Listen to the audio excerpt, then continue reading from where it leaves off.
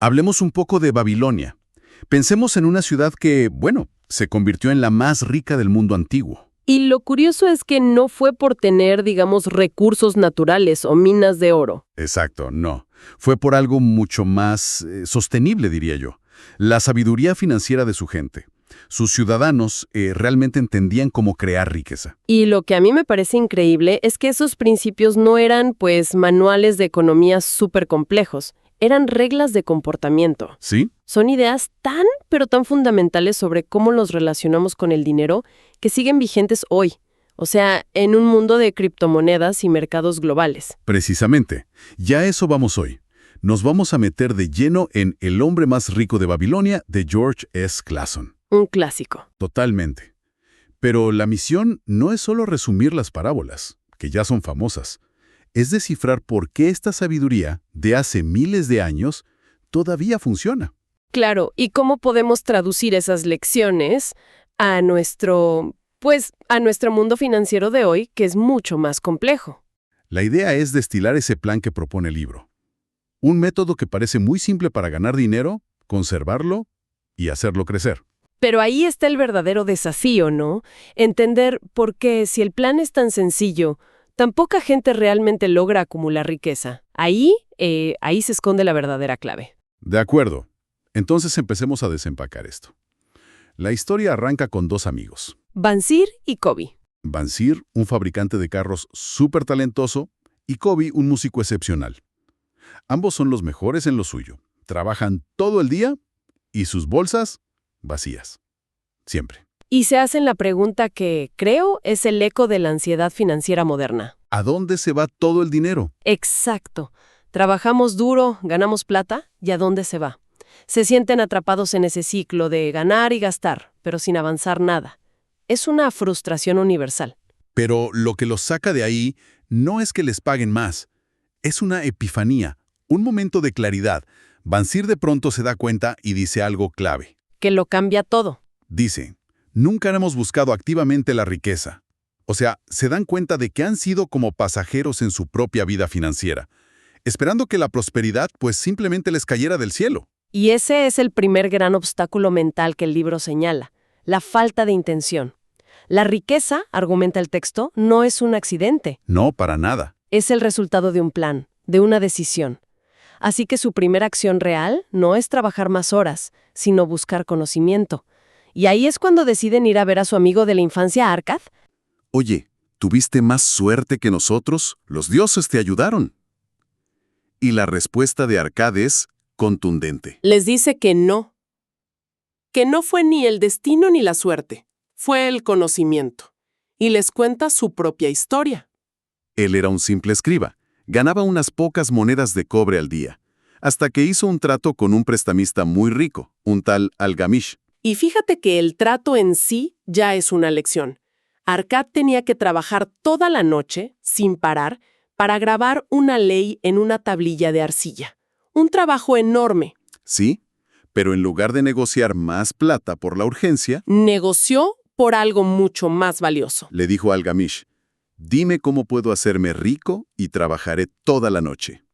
Estaba cambiando su trabajo de hoy por un conocimiento para toda la vida. Y eso nos lleva, pues, al corazón de toda la filosofía del libro. Algamish, al ver esa hambre de aprender, le revela el secreto. Que parece a primera vista casi demasiado simple, ¿no? Sí, suena hasta tonto. Le dice, encontré el camino de la riqueza cuando decidí que una parte de todo lo que ganaba me tenía que pertenecer. Y uno piensa, ¿cómo que me tiene que pertenecer? Pues claro que es mío. Claro, si yo lo gané. Pero si lo piensas bien, para la mayoría de la gente no es así. El dinero llega y se va directo.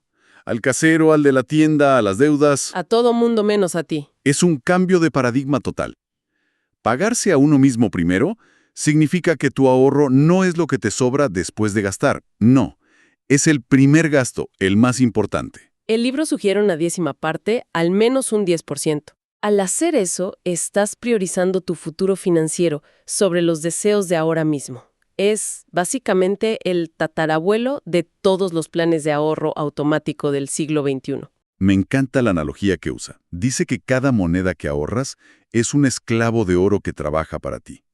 Y los hijos de esa moneda, o sea, los rendimientos, también trabajan para ti. Es la descripción más poética que he escuchado del interés compuesto. La idea de que tu dinero puede crear un ejército que construye tu riqueza por ti. Pero, y esto es importante, el libro es muy realista. No te lo pinta como un camino mágico. De hecho, la primera lección importante de Arcad viene de un fracaso. Un fracaso total y absoluto. Cierto. Con sus primeros ahorros, se asocia con Asmur, que era un fabricante de ladrillos, para ir a tierras lejanas a comprar joyas y revenderlas. El sueño del emprendedor, ¿no? Comprar barato y vender caro. Exacto. El problema, claro, es que le estás pidiendo a un experto en ladrillos que sea un experto en joyas. El resultado era predecible, ¿no? Asmur fue estafado, volvió con vidrios de colores y Arcad perdió todos sus ahorros. Y ahí es donde la lección se vuelve más profunda. No es solo ahorrar. La advertencia de Algamish es clave. Busca el consejo de gente sabia, de gente experta en el campo en el que vas a invertir. Totalmente. Es que parece el equivalente antiguo a la fiebre de las meme stocks por las criptomonedas que nadie entiende. El entusiasmo le gana al conocimiento. El libro lo que enseña es la diferencia entre inversión y especulación. Lo de las joyas era especulación pura. En cambio, la inversión que hizo después con Ager, el fabricante de escudos, eso sí era una inversión. Él le prestaba dinero, Ager trabajaba y le pagaba un interés regular. Entendía el negocio, el retorno era predecible. La lección es, no pongas a tu ejército de oro al mando de un general que no sabe pelear. Entonces, una vez que Arcad domina todo esto, el rey de Babilonia le da una tarea gigante: enseñarle su sistema a todos los ciudadanos. Para que la prosperidad se extendiera por todo el reino. De ahí surgen las 7 maneras de llenar una bolsa vacía, y los vamos a centrar en las 3 primeras. ¡Felicidades! Llegaste a la parte más importante del libro. Antes de seguir con la siguiente lección, te pido solo un segundo. Si este contenido te aporta valor, dale like para que YouTube lo recomiende.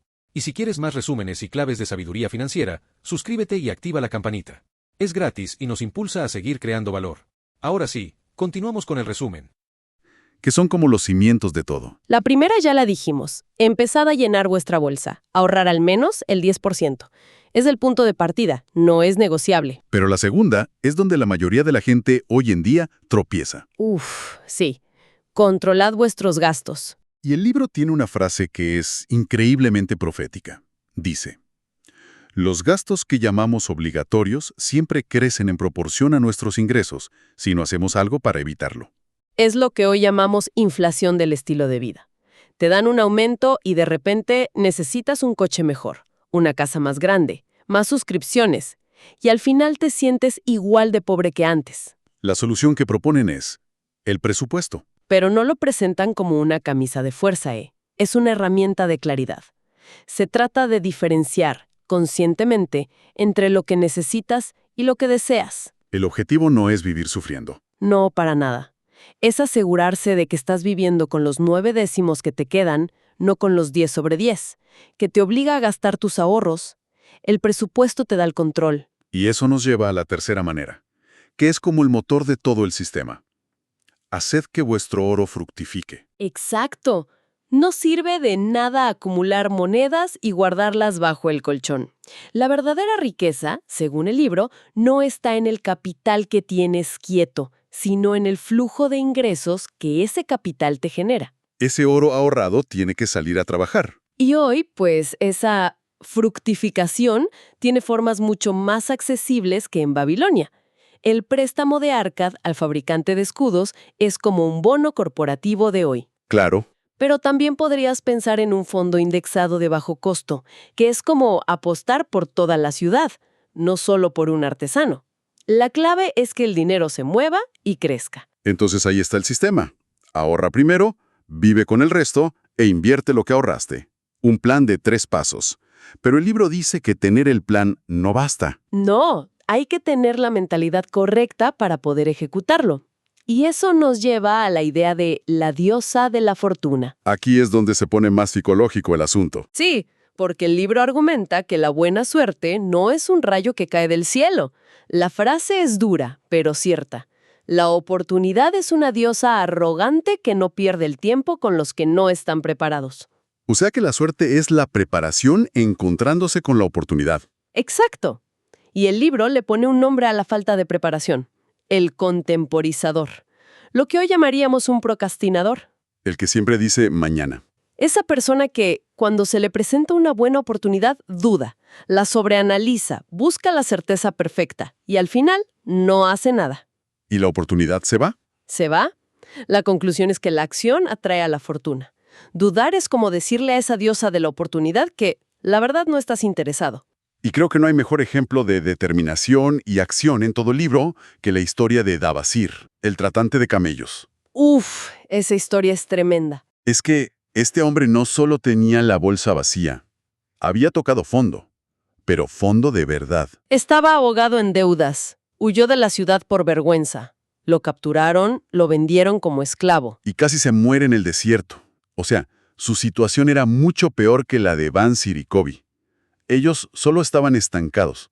Dabasir estaba destruido por sus propias decisiones. Y es ahí, en su punto más bajo, solo en el desierto, que se hace la pregunta que lo cambia todo. ¿Tengo alma de hombre libre o de esclavo? Y se da cuenta de que un esclavo se lamenta y huye, pero un hombre libre enfrenta sus problemas. Es un cambio de identidad. En ese momento deja de ser una víctima y se convierte en el arquitecto de su futuro. Regresa a Babilonia no para esconderse, sino para confrontar su pasado. Así es.